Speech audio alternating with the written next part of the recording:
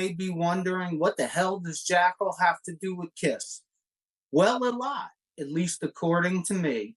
I have to figure out a way to contain my fanboy. They put their debut album out at the absolute worst time any band could ever put a debut album out. Their debut album came out in 1992, right in the middle of grunge, and their debut album went platinum. Their second album came out in 1994. We're still in the middle of grunge. Right.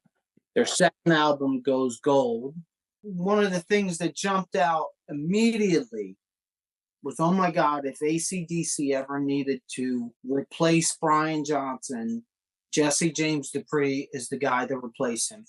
His voice is a cross between Bon Scott and Brian Johnson from AC/DC. He's not exaggerating about that. It's really weird when you say like a cross between Bon Scott and Brian Johnson, because it really is. And it's a very uniqueness to it, but you get it right away, especially on the song Stranded. Stranded is an amazing song to me. But you know what the most amazing part of Stranded is to me? What?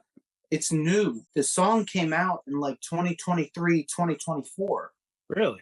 Yeah, it's a great, I mean, it's not Jackyl. It's partly Jackyl. It's Jesse, it's Roman on bass, and it's Jesse's son Nigel on drums. The song is just an amazingly great song. And when the vocals kick in, boy, if you don't know any better, you think that's Bon Scott. Absolutely. And then as the song goes on, at some part, you would say, my God, there's Bon Scott and Brian Johnson doing a duet.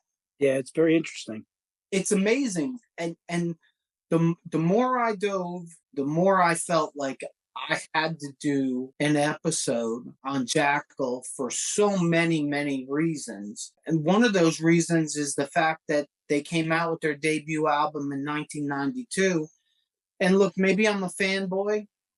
I'm a self-admitted Jackyl fanboy at this point. But if Jackyl comes out in 1985, I really believe they may be the other half of the stadium tour with Def Leppard or Motley Crue. If Jackyl would have came out in the 70s, I absolutely think we may be talking about them in the same sentence with KISS or Aerosmith. And you may think I'm crazy for that, and I may be crazy, but I really do think that if they don't come out in the middle of grunge, they're huge. Well, at 50, like I bring up my age a lot, but at 54, the one thing that you know, especially after 50, is that timing is everything. I can't think of a worse time to come out other than maybe now. Now may be worse than grunge because everything's pop. If you're not pop or hip hop, you're not really doing anything, which makes it even more amazing. I mean, I'm not trying to go crazy with the linking of KISS and Jackyl, but Paul Stanley has come out and said there's no reason for KISS to make new music. Nobody buys it.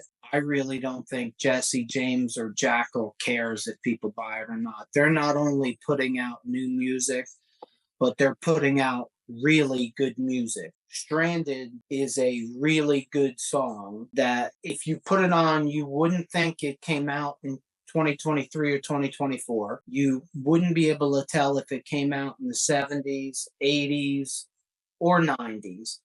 It's just a really good rock song. And a lot of Jackyl songs transcend time for me. They appear to have not cared about trends or what was popular. They did what they did.